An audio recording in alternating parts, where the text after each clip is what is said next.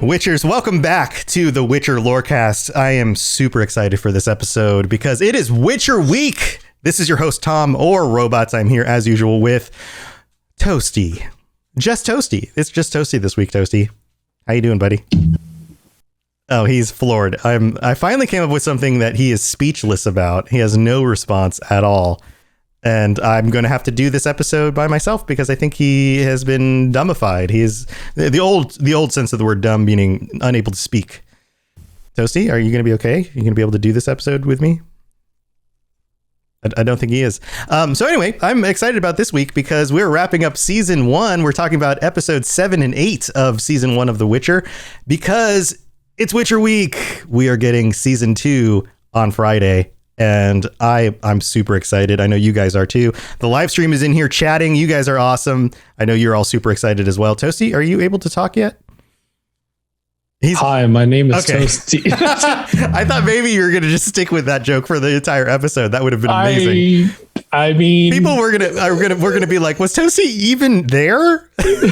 Was Tom just pretending? Find out that one. Was Tom just pretending that Toasty was there in the background? Yeah. So hey, how you doing? Good. I just wasn't expecting just Toasty. I mean, it had to happen eventually. But it didn't. I didn't think that would. But okay. Okay. All right. Okay. Well, everyone's asking for your socials in chat, so I think you should probably let them know how to get a hold of you and swipe right. I'll do that at the end of the episode. He's a married man. Yeah. Give him a break. You can't have my phone number. Sorry. Give him a break. So yeah. So we're getting into episodes 7 and 8, and before we get into this, I feel like so we were talking about this a little bit in the pre-show. I feel like these are the two episodes that really stitch everything together. They really close out the season and give us a like, hey, remember all these other things that we were kind of hinting at the whole rest of the season, especially in like the first and second episode, and the stuff that we showed you that were kind of hodgepodge from different time periods, especially the Ciri stuff that happened at the beginning. Well, this is everything else that was going on, and this is where like Geralt was, and this is all the other stuff. This is how it all fits together. That's kind of the sense I get for these two episodes. What are you looking at? Genesis, don't at me on Discord while I'm doing the podcast, please. You're distracting him. This is just a mess. I was just like, what is this? What is this? Yeah. Oh my God. Anyways, yes, you are correct. This is the problem of live show podcasts. The amalgamation of he's everything a married man. So far. Genesis, he's a married man. Wait, you're married too, aren't you? Are you married? I think so. You're married. I thought you were married. Genesis is married. Anyway, sorry. Yes, this is the everything kind of comes together episodes. So this one is called Head in the Game, boys. That's right. Omega. So this first episode we're talking about, episode 7, is called Before a Fall. So we're going to break these up into different timelines, right, Toasty? Yeah, I think that's probably the best thing there. I think just to make it a little bit easier to follow. Plus some are more, I guess, significant than others. So help to kind of get all those pieces together. Right. So who do we start with? So for Before a Fall, I figured we'd start with Ciri, who probably has the smallest amount of screen. Well, I say that it's this particular future after Cintra falls Ciri, because this is also an episode where we're going to see Geralt in Cintra during the events of the first episode. Right. So yeah. It's this when I'm talking about Ciri for this, I'm specifically talking about Ciri like as present as possible right now for the episode, not the stuff that happens in Cintra, because we've already seen that. Right. All right. So what is happening with her here? It's not much. She's in a town trying to kind of get by. She tries to steal a few things, some food. She gets caught doing that. This lady takes kind of attention to her. Then she goes to try to steal some gloves. Gets caught for that too. She's not very good at the whole stealing thing. She's really not. But she has some stuff. She exchanges a ring that was her mom's for the gloves in order to, I guess, keep her hands warm. Her other gloves, I guess, aren't doing so hot. Well, she'd given one away, and she still only had that other one. She got it back, but it was, I think they've been through so much, they probably aren't doing their job anymore. Yeah, it looks really dirty and kind of wet, and like, yeah, it's just not holding up. So this lady who's kind of taking attention to her basically extends help, saying, she can come home with her. She's got food and a warm bed and stuff. And, Ciri kind of plays along and then steals her horse and runs off. Yeah. Just like, wow, Ciri, it's a real piece of work. And then it'll skip to other events for a good portion. And later on, we'll see she's trying to start a fire out in like this tall grass somewhere when these boys show up and they say that they're Centrins. And these are apparently her old friends that she used to like play in the street with, like play jacks with or something, a game that's similar to jacks. Yeah, she recognizes them, and I believe they're the same boys that she was in the street with in the first episode. Yes, and right. we see them again. We actually hear their names in this episode, or at least specifically Anton. It's the one I can remember. Mm-hmm. But they come up to her. Of course, she's like, "Okay, these are my old friends. I'm safe. I'm excited to see them." And then they just kind of start assailing her, saying that she's going to make a pretty penny when they sell her to Nilfgaard, and they're like looting through her things and whatnot. Right, right. And all this, they basically tell her like the only thing that you were ever, the only reason we ever liked you was because we had to. Basically, is their point. Like you're a princess. We didn't actually like you. We just kind of had to because you're the princess. Like, yeah, which is. Oof. Yeah. I've had those situations before, not because I'm a princess, but just fake friends. And that sucks. I didn't realize that you were a princess, but I guess you aren't. So. I am not. Okay. But anyways, she at this point, she kind of falls to her knees and starts chanting some sort of prophecy about the time of contempt and the white frost. And that would be when the episode ends. So it ends with Ciri. And her voice gets all weird, and it does the whole like shaky head thing, and the camera angle changes, and something's happening there. It's weird. And I would also just like to make a brief mention of the fact that she makes a comment about what kind of weirdo talks to their horse. Yes. Yeah. It's like, you just roasted Geralt and you don't even know him yet. Yeah. So I thought that was funny. And that's it for Ciri's timeline during this episode. Right. She doesn't have a whole lot of screen time, but it's definitely an intense moment at the end when she does. All right. So now we move on to Yennefer. And so she comes in about halfway through the episode. She arrives at this Nilfgaardian dig site, looking for Istrid, old boyfriend Istrid. He's like an archaeologist. He's digging up this ancient monolith that's dates back to the conjunction of the spheres. So I guess this is his passion. He's over here like digging up ancient artifacts. Right. That's what he wants to do. We're seeing like a situation where she's kind of gone through all of these situations. She's kind of lived through these phases of her life where she has sought out different things that she's wanted, and she's realized that those things haven't made her happy. And she's cycled all the way back to, well, there was this guy that actually saw me for who I was. Maybe he'll make me happy. Yeah. So, and I feel like so many times in our own lives, we all kind of go through that at some point where we're like, what about that old boyfriend or girlfriend of mine, and then you go back to them and you're like, oh, okay, maybe not. Don't do it. It's not worth it. Right. This is one of those situations. Yeah. So she's trying to get back with this guy, presumably to try and forget like everything that happened with Geralt, because she's upset about that still. And so she's trying to convince him to get back with her. He can do his his digging, and she can be a mage, and they can, live happily ever after. And they share a kiss, moment of weakness for him, and then he tells her, I've been trying to get near you for like decades, centuries, and you always push me away. You chose power over me. I don't want you. Yeah. And it's like, yeah. Oh damn. Right. And right. You've rejected me too many times. I'm not going for you anymore. Yeah. Smart move.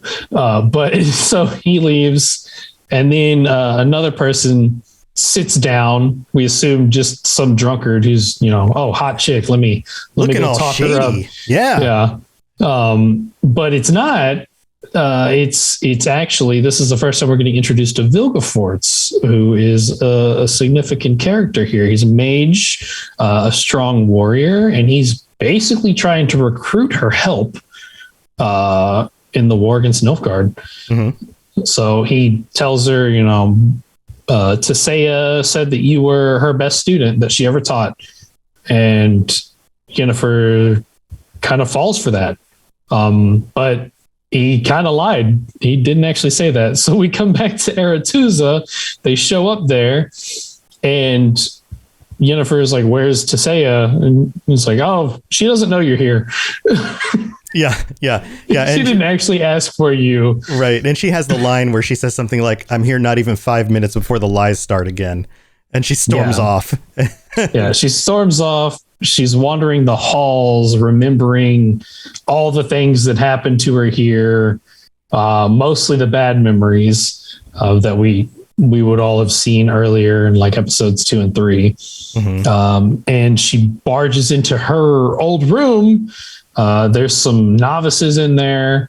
I was looking away from the screen. I think they were making out, right, or something. They were like giggling and being girls about something. I don't know what was going on, but yeah. Okay. Yeah. Well, so they're freaked out. Yennefer's like yelling at them, like, "What's going on here? You think Tisea would be happy about this kind of nonsense?" Mm-hmm. They're too happy for her. She's like not in the mood. Yeah. Yeah. And then she kind of reverses. She's like, "Oh, well, good thing I'm not actually a professor or anything, and I don't care."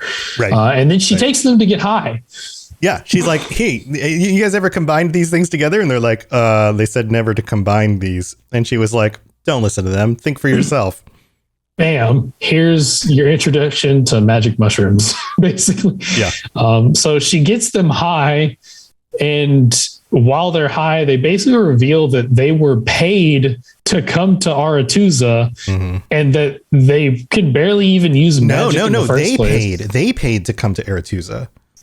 They like some of the girls were royalty. Yeah. And their parents wanted them to go there to learn magic. So they paid to get them in, and they let them in anyway, even knowing that they weren't very good at magic, because mm-hmm. they needed to get these girls in because they knew that, one, they'd get money for it, and two, they could still use them to power the source of their magic, even if they don't pass the tests. And of course, Yennefer knows all of this and is looking and feels bad for these girls at this point.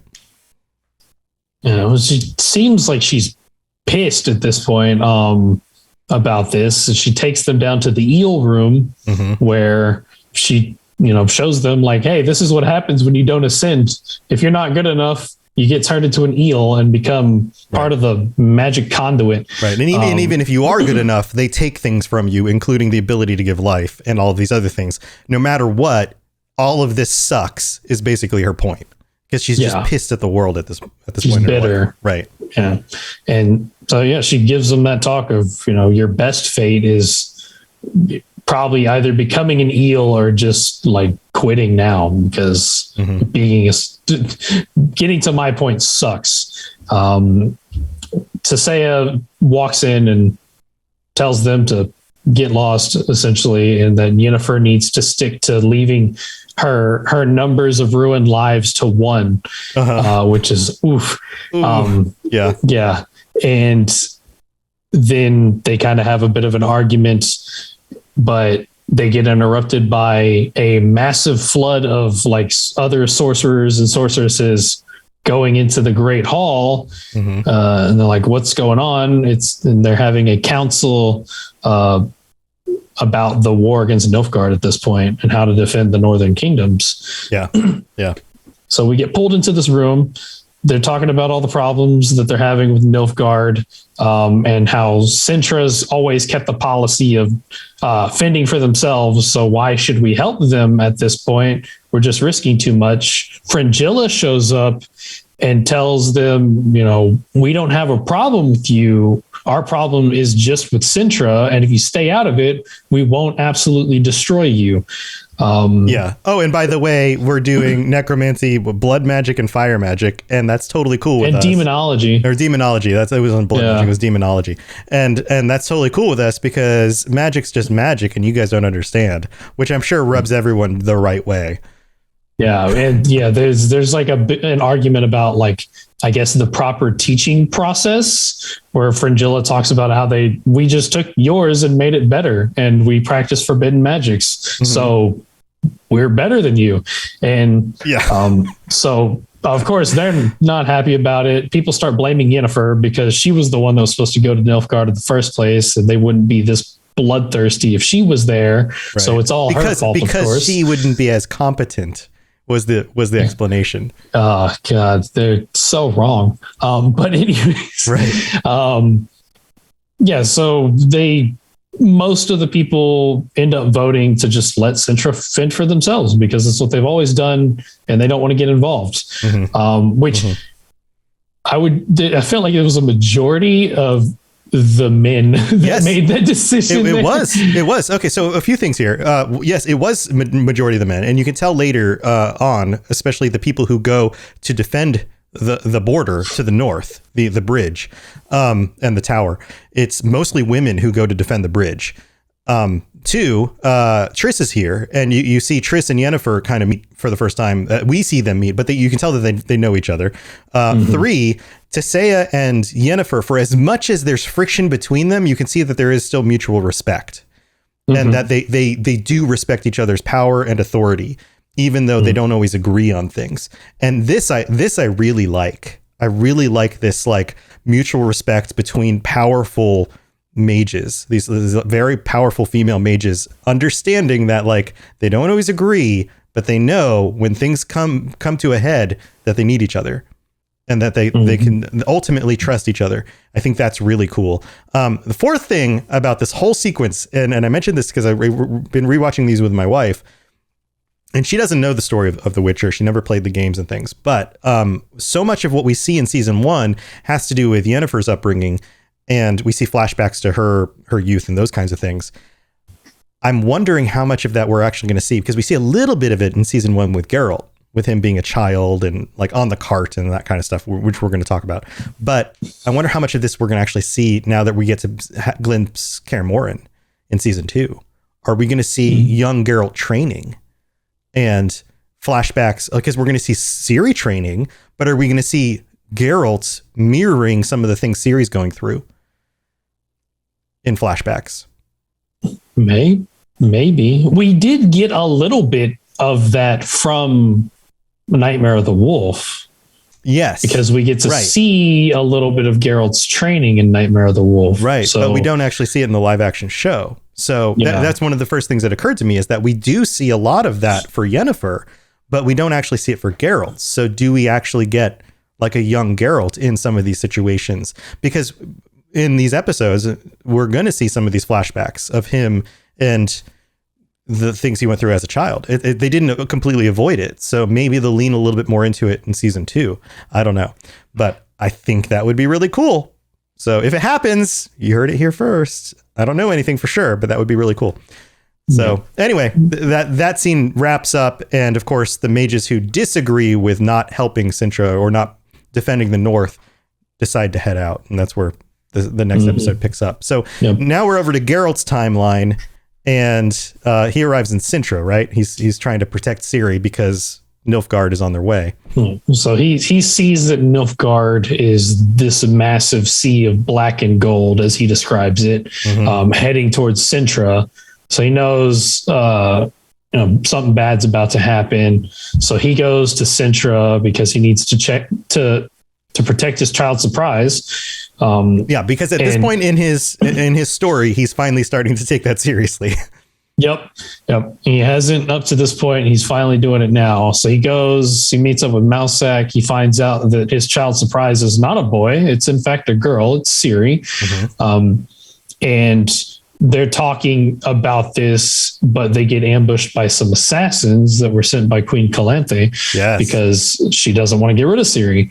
Geralt basically threatens Mousesack, trying to get the assassins to back off. It doesn't really work. They're still going after him, but it's okay because Mousesack has a sense of self-preservation and teleports them out of there because he's a druid, and that's what he can do. Magic, so cool. He knows. Okay, well, if I get us out of here, then Geralt's not going to kill me. So let's basically. I don't think Geralt. I don't think Geralt really would have. They're obviously friends. It was a bluff more than anything else. Mousesack knew that he could get him out of the situation and then talk to him in a more cool, calm, less, life-threatening situation.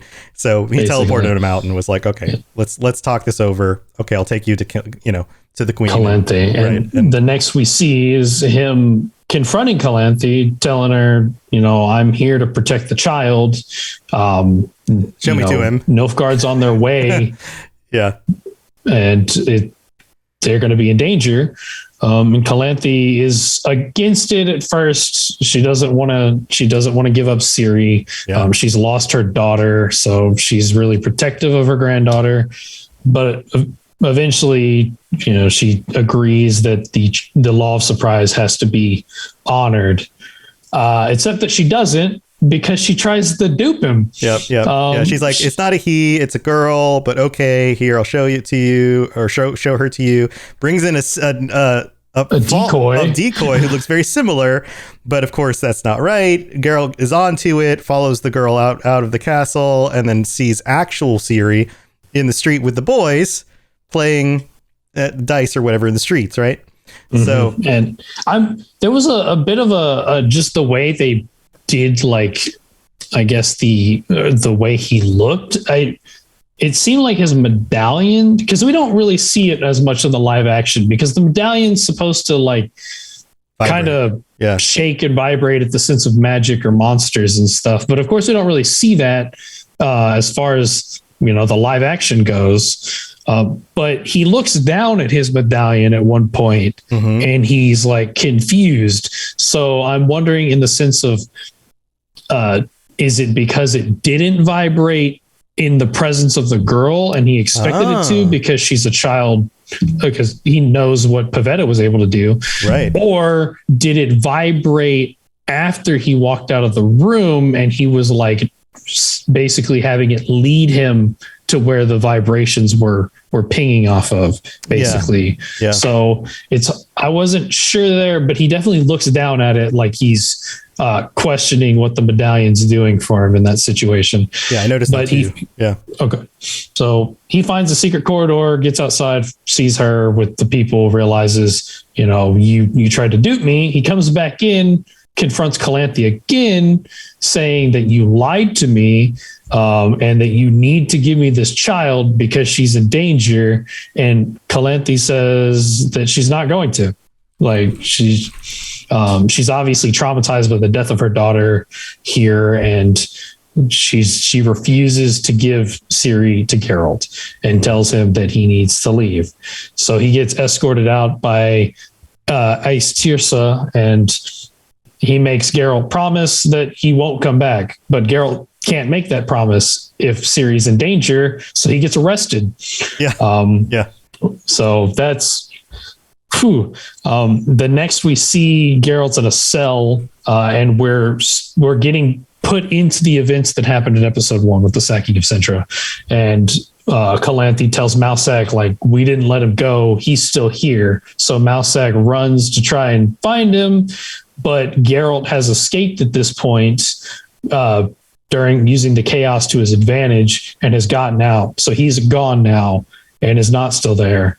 So we get pulled back into her telling Ciri that she needs to find Geralt of Rivia, and Geralt is fighting his way through the city basically trying to find Ciri.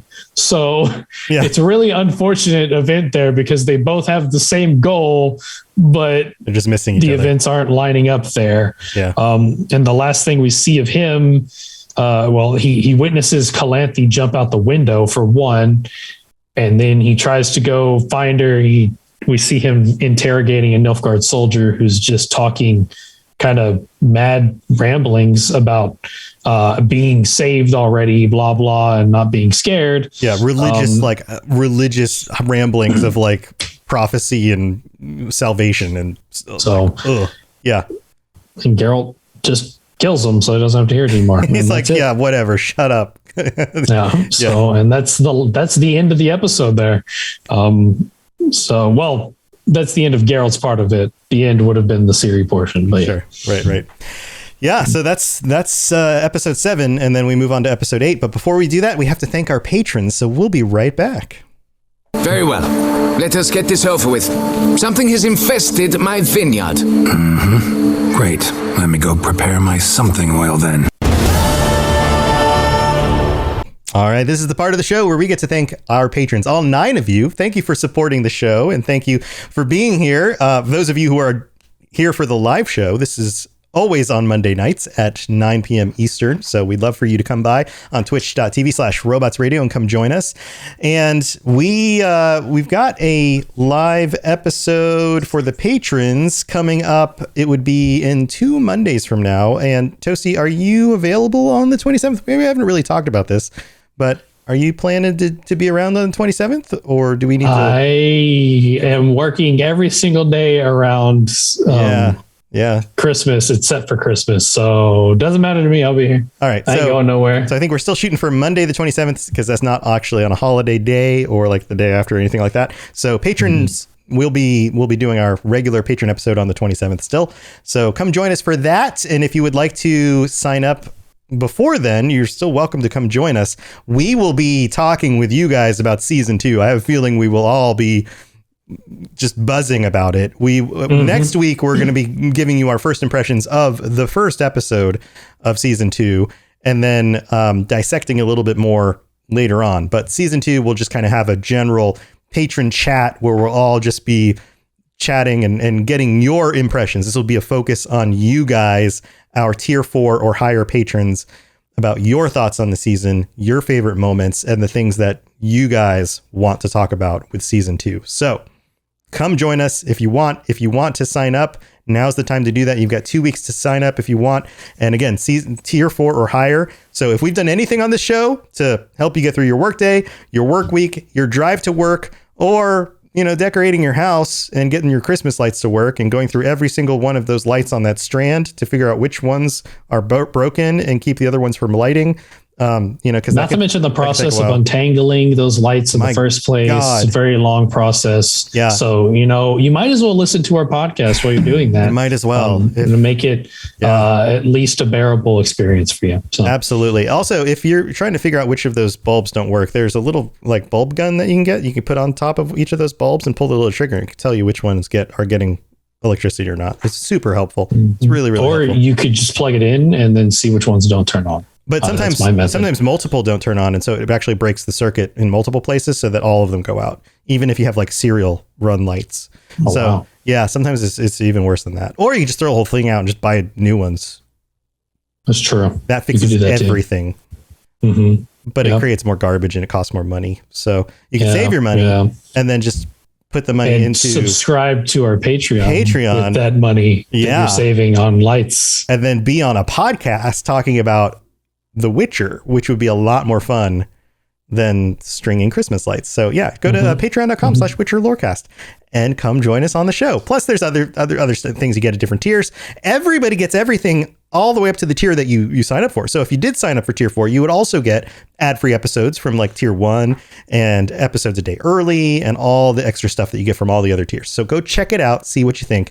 And thank you to all of our patrons. You guys are awesome. Also, we don't have any new reviews or anything, but if you want to leave us a review on Apple Podcasts, even if you don't listen on Apple Podcasts, that's a great place to do it. And you can also just tell your friends about the show. If you're nerding out about The Witcher and the new season with your friends.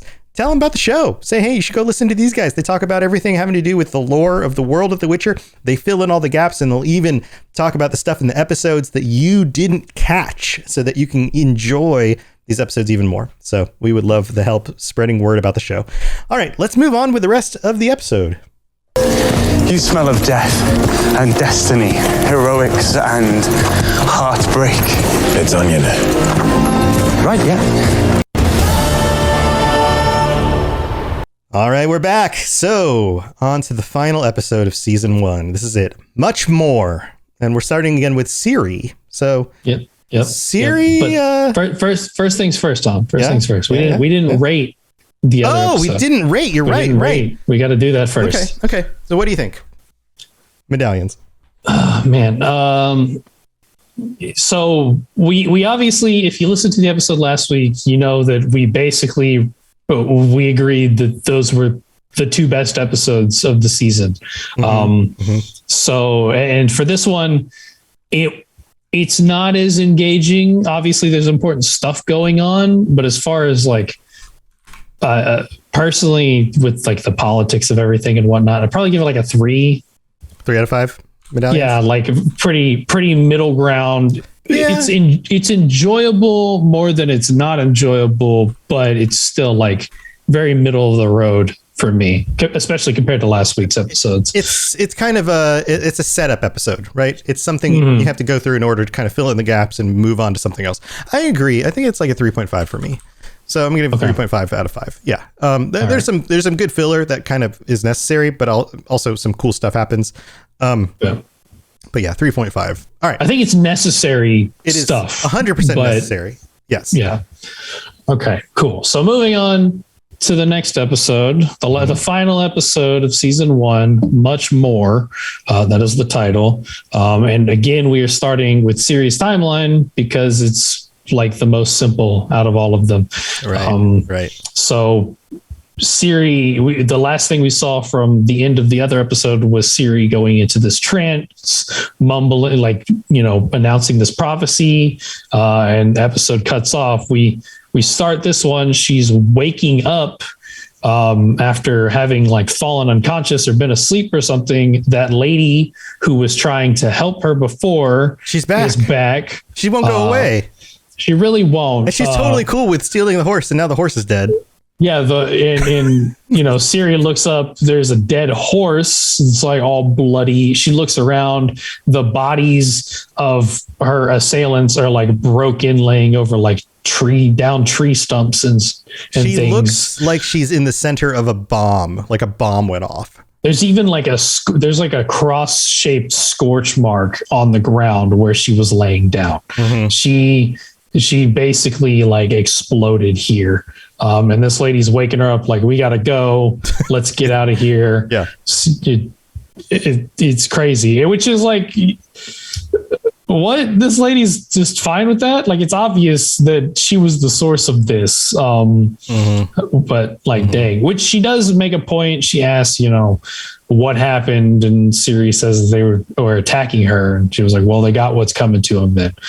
So lady seems pretty chill with it. So she's very chill lady, especially because the next thing she's doing is bringing Ciri into her household, trying to make her the daughter that she always wanted. Yeah. Which I got to be honest, if I found that girl in the middle of the field where a bomb explosion happened, I don't know if I'd want her in my house. No offense, Ciri, but I think she's kind of driven by like this internal need, and she's willing to just see only see the things she wants to see in the situation. I think that's pretty much what's going on here. Is that she's just like, oh, I want this girl to be my daughter. I don't see anything else. Nothing else is happening. Yeah, we find out that they're not too far off from where the battle is happening. So we see them reacting to like fire bombs and things being tossed around nearby. They can hear the sounds of the battle. So they're really close to everything here. But basically it's Ciri kind of bonding with this lady a little bit. It seems like maybe she might actually be considering like, taking her up on just staying because I mean, I'm sure she's tired of running. She's got a warm bed. She's got food. She's got love. Seems very concerned about Nilfgaard being so close and, and the size of the army and things. Like she seems very concerned that she's not going to be able to get away from them. Yeah, but she wakes up towards the end. She wakes up hearing kind of like those prophecies again, you know, Calanthe's voice, like find Geralt of Rivia. And she's like, okay, I got to find him. And so she runs off into the woods and we'll get back to her in a second. So next we're talking about Geralt's timeline. I keep interrupting you, but I'm sorry. I love this section. I love what Geralt has to go through here because this part to me feels the most like one of the games, right? And can I just do a summary real quick? Yeah, he's like, all right, so he's dealing with like trying to search for Ciri, right? He heads out of the city and he goes looking for her into the woods, right? And you can tell that he's like struggling with where to go. He doesn't know where to go. It's night. He's in the woods. He comes across some dude in the woods. They have this quick little talk, right? And basically they size each other up and determine that neither of them is going to kill each other or harm each other. And you come to find out that this guy in the woods is a super nice dude. He's trying to bury these men and women, these poor dead people, right? Because they deserve burial, even though they've been laying there for a few days. And which I would also like to point out that this dude basically immediately recognizes Geralt, by the way. He calls him Butcher, right, the entire time. Butcher Blaviken. Yes. He just calls him Butcher for short. And he calls him that basically off the jump. So he sees him, sees his hair, sees that he's a Witcher, and he's like, oh, Butcher Blaviken. Right. And so Geralt knows. It basically warns him, like, I don't think you should be doing that. And he's like, whoa, what? The crow's going to get him? And he's like, there's a lot worse than crows out here. You better get going. Oh, the wolves? Is right. Like, no, not like, those either. Not the wolves. Right. And so Geralt's like, okay, well, at least I'll help this guy out and just tell him he should probably get moving. Well, the guy decides not to move. And so Geralt decides to stick around long enough to help him out. Sure enough, ambushed by ghouls. Sure enough, Geralt knows that ghouls are going to come because he can tell, and you can tell that he's prepped himself with some potions because his eyes are black and he's got like the pale skin with the veins, right? And so he knew this guy wasn't going to leave because the guy wants to do the right thing and he doesn't realize that ghouls are coming.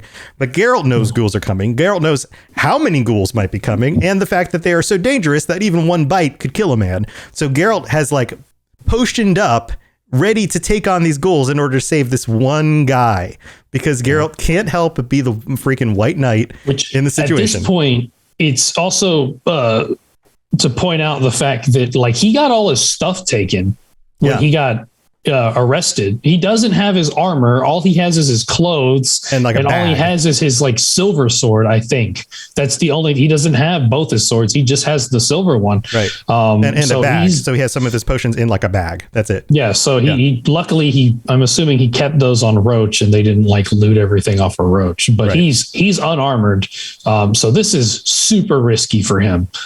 Right. So he decides, okay, I'll stay. I'll help this guy. Sure enough, ghouls show up. He protects the man. He takes out a bunch of them, and this is mostly barehanded. Yeah. One of the swords, like 3 ghouls in. Yeah, one of the swords gets stuck in the ground. He gets hit, isn't able to hold onto the sword, tears a few of them apart, and then eventually gets bit in the leg. Right, he was able to save the man, and then later on, the man comes back, drags him onto a cart, and then starts carting him off. But of course, now he's seeing things because he's got ghoul venom in his body, and he's able to get awake enough in order to take down a potion that fights off the venom and pours it on his leg.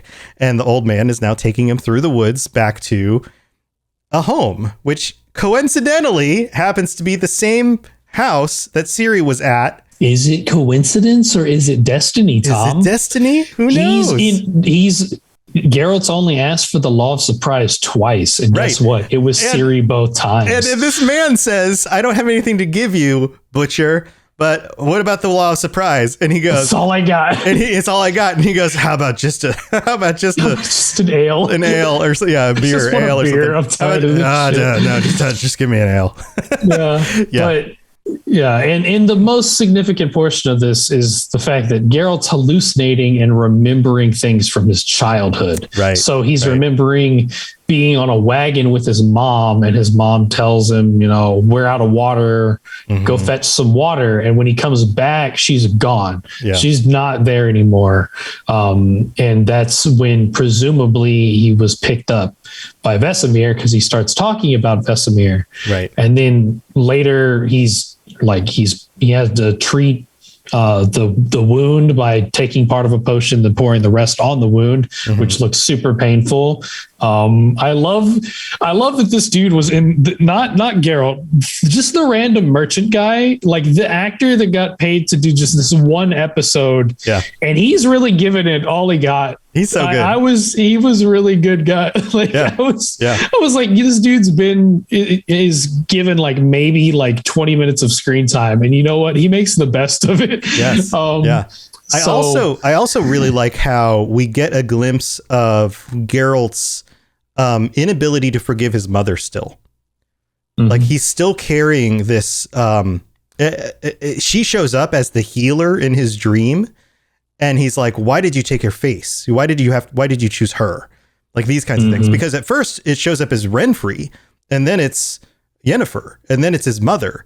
And then the healer in his dream, the woman tending him. Is this a big representation of Geralt having abandonment issues? Yes. Oh yeah. Because absolutely. Renfri, while Renfri forced him to kill her. Right. When he actually cared about her, he just did it because he had to defend himself and the people. But in a sense, he was kind of abandoned in that situation because she chose the wrong path and he had to fix it. And then he's just been left by Yennefer recently, who he also is in love with still. And then it just comes back to his mom. Mother, and it's a very weird sequence of the fact, because I have to go back and check, but honestly, I think in the books, it doesn't they don't make it seem like it's a dream. It seems like it's real. His mom is a sorceress, so she's going to live for centuries. Right. She could still be alive and she would still look the same way because she's a sorceress. It's very vague. And the one thing that happens when he snaps out of it is that he's sitting there with the guy. And he's like, where is she? And he says, who? You call which woman? You called out so many. And you get the sense of oh, well, it must have been a dream, but it could have been both. There's no telling if he was there the whole time with him, that he was sitting there next to Geralt the whole time, that maybe he had left at some point and he wasn't tended by a sorceress who showed up, who happened to be his mother. And at some point, correct me if I'm wrong, but it was said something like, Geralt, it's time to let go. It's time to let me go. It's time to forgive, or something like that. There's a line in there about letting this go. Which leads me to believe that he needs to let go of this, the feelings that he's holding on to, this resentment over the abandonment, the things that happened to him as a child. And he's been holding on to this for lifetimes now, because he's been around for so long, and yet he still hasn't let go of this, which is that really ties to his character so well in this episode. And I'm sure we're going to get more into that in the future, but this all wraps up. He gets to the house, right? And gets dropped off. We find out that this guy's wife is the same exact lady who took in Ciri. Right. So the law of surprise that the guy offered to Geralt says that, he can have what the guy has, but doesn't know yet. They found a girl. So by the law of surprise, that girl is, Geralt's now. And the lady's just talking about it. I found this girl, she was in the woods, and he's like, and he remembers back Renfri's words, like the girl in the woods will be with you forever. Yeah. And so he jumps off this cart and he just limps into the forest. And he's just kind of looking around. And of course, at this point, we're like, Ciri literally just fled. The scene right before that is her going into the woods as the cart is pulling up. Yeah. So it's like, no, you can't do this No. again. And we've already seen this happen. Yeah. Yeah. And then Ciri comes running through the trees towards him. And, basically hugs him. He hugs her back. He says, people connected by destiny will always find each other. And then Ciri asks him, who's Yennefer? Yeah, and then that's it. That's the final line, right? And that's the final line, and that's it. Which is cool because it ties into the fact that her dreams are showing her things that she otherwise wouldn't know anything about. Yeah. So yeah, that's the Geralt timeline. Geralt and Ciri finally coming together in this situation, which is the big takeaway here, because next season's all about where they go after this. Right. And then we get the whole Battle of Sodden Hill and Yennefer stuff. Yes. Right. And I don't know that we need to go into all the details on this because it's mostly the, Nilfgaard assaulting the hill and their defense of the hill and the different ways that they're defending it. It looks like they're doing a good job at first. And then of course they start to lose. They start to lose, which we find out here, the whole battle, there's only 22 mages defending this hill from Nilfgaard, which is, they have an entire army and a Fringilla. So we get to see all kinds of cool method. Oh, go ahead. Fringilla is kind of diabolical in some of the means that she's using. I mean, she's having some of Nilfgaard's mages like absorb their bodies into fire bombs. Yeah, they're like, it's really like a zealot behavior on Nilfgaard's side here, but yeah, so we get to see a lot of cool means of magic. It's kind of like Triss. It seems like they're trying to have Triss kind of be more of like a nature magic person, because she makes like poisonous mushrooms that poison people, and then like a whole like vine wall thing kind of going on. Right. We get to see some of the power of other mages and things, Coral, Vilgefortz, and it's just a lot of, cool uses of magic and fighting. And it also shows us that Fringilla is incredibly talented, incredibly smart, and then has access to magic that the other mages are too afraid to use. And she's taking huge advantage of that. She one method that wasn't even like a bad thing, because they all use portals, but she just makes a portal on the ground and has the archers shoot a bunch of arrows into it. Right. Which is that's just incredibly smart. Right. Honestly. Right. And then she uses like mind controlling metal worm things that take over like the minds of like Sabrina and a couple of the civilians. Yeah. And that worked really well. That was like the big turning point in the whole thing. It basically collapsed. Like the fort could no longer be held at that point because it got attacked from the inside and all of their resources got destroyed. And one of the big things here is that Tissaia tells Yennefer to like get up on the tower and hold on to her chaos. Yeah, like she wants her to just reserve her energy and basically act as like the lookout, so she can see everything that's happening, and she's coordinating with all the mages and whatnot. Unfortunately, no one's listening to her. She keeps talking to people and they're just like doing the opposite of what she says, which, okay, sure. And they all die because of it. And Tissaia is one of the big hitters, but she gets taken out relatively easy by Fringilla, who hits her with some Dimeridium, which basically keeps her from doing magic and incapacitates her for what seems like hours, well into night. It's not good. So Tissaia's out of the fight off the rip, but eventually everything's falling around them. The fort's like been exploded from the inside, and Yennefer, she's been stabbed by an arrow. She got launched off of off the tower onto the ground. So she's not looking good, but she's still got energy because she hasn't been doing anything this whole time. She's just been coordinating. So she's still able to fight somewhat. She's trying to find anyone who can. She's looking for Tissaia specifically. Eventually finds her, and Tissaia tells her, "Just let your chaos explode." That's how we win this. Right. And basically, she gives her permission. She's like, all the things that you've pent up over the years. Now's the time. Basically, take down any of those barriers. Now's the time. And this kind of gives me chills. It's kind of like all that anger, all the things that you've been holding in for all this time. Now's the time. And we've talked about the forbidden magics. Yeah, and fire is at the top of that list. They don't use fire because the other elements have means of balancing them. Fire is wild and chaotic and will run out of control. And so at this point, Yennefer steps up onto a rock and just unleashes this giant hellfire into things. And I would just like to point out, controls the flow of it. Yes.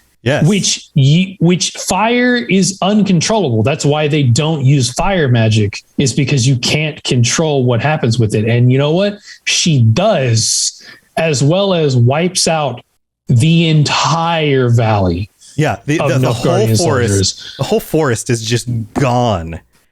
Like the soldiers, the forest, everything is just leveled.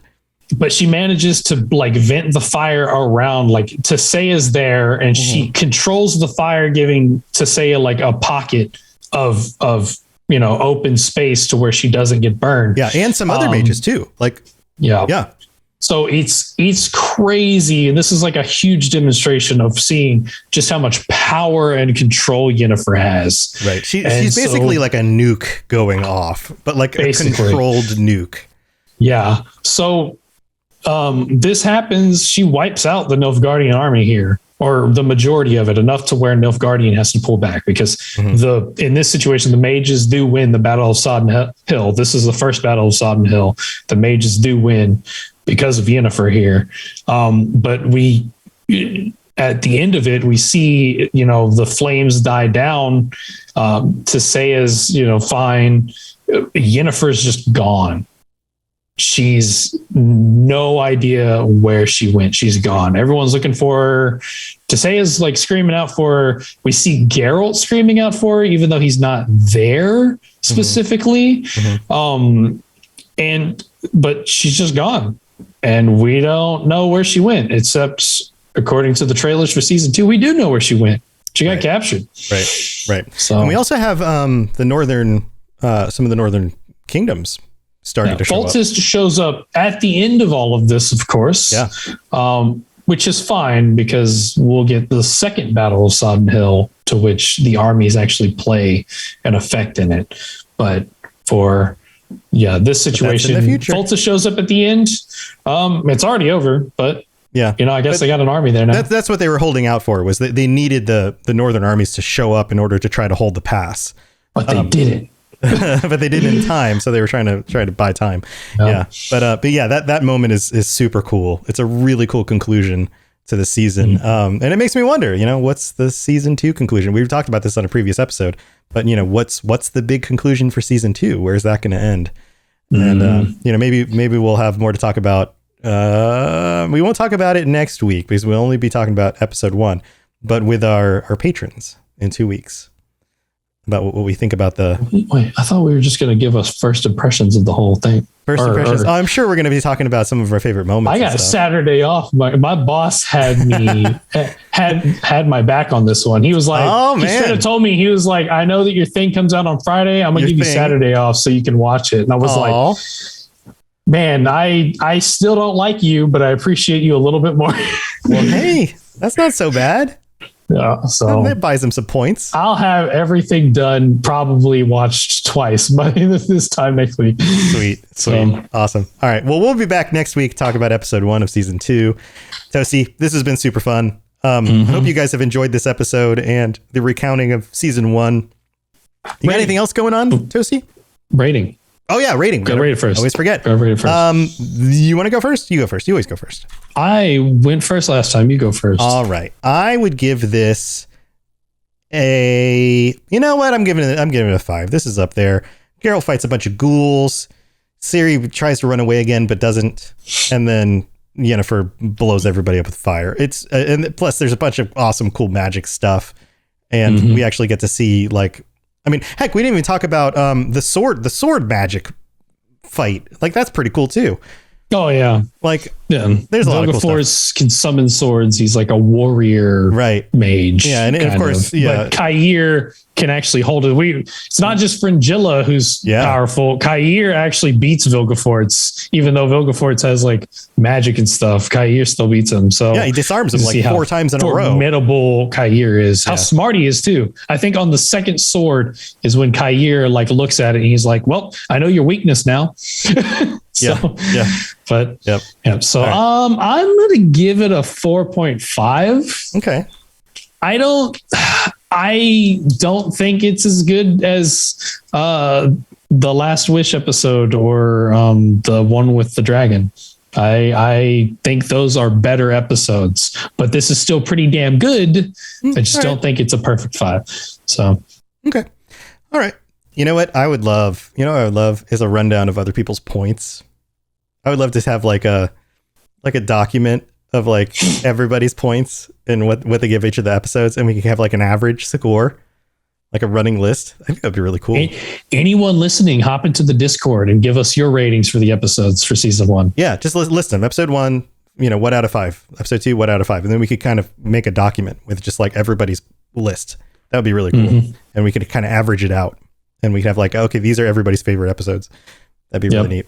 Yeah. So you got anything else going on before we head out? You want to share? Of course, as always, Witcher Lorecast on Twitter. Give us a follow. You can follow me personally at SoThanatoasted on Twitter because I said I would do that at the end of the episode. So here I am doing that. I'm in the Discord if you want to chat on the Discord. And then go listen to Avatar Legends Journey of the Elements if you're an Avatar fan. I'm playing a firebender. The last 2 episodes we recorded were absolutely insane. I did something incredibly stupid and it was incredible. Okay. So that episode hasn't been released yet, but it should be released next Monday. And it's nuts. That's about it. I'm not giving out my phone number, so yeah. Okay, cool. Toasty's a married man. Nice. Also, I'm terrified of having my phone number on the internet. Yeah, no, don't give out your phone number. That's a bad idea. That's a terrible idea. So bad. Yeah, we'll just have to change it. I'll type it in chat because it's hard to spell. I have a very big username. Oh, your Twitter? Yeah. So Thanatoasted. Yeah. Oh, wait. Yeah. So cool, man. Yeah. Go follow him on Twitter. I'm on Twitter at robots_radio. I'm just okay already. Wow. Y'all were really on that. There you go. Yeah. Everyone's friending you up so fast.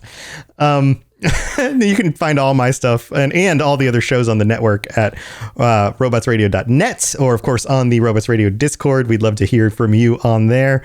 Man, we get so many people joining that every day. We're over 2,000 members on the Discord, probably 2,100 at this point.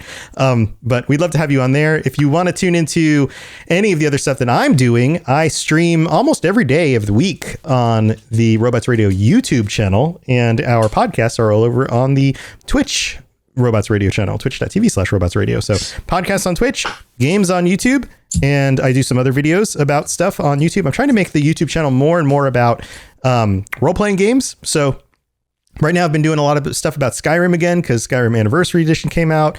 I've been doing more stuff about Starfield as hype for that is building because that's coming out again soon.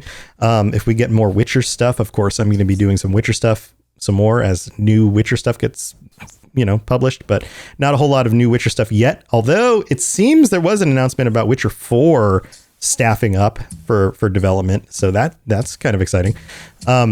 But yeah, that'll be your source for RPG games and things. So I'd love for you to come follow me over there and, hang out for some game streams and stuff.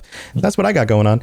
But that's about it. We'll see you guys next week where we get to talk about season 2. Season 2. Woohoo! All right, guys. And until then, stay safe on the path. Yeah, stay path on the safe. All right, we'll see you guys next week. Fuck. Bye, everybody.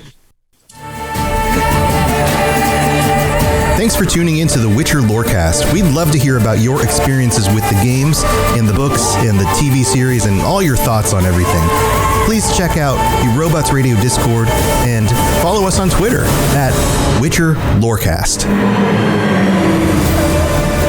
You've been listening to a Robots Radio podcast. Smart shows for interesting people. Check out all the shows at robotsradio.net.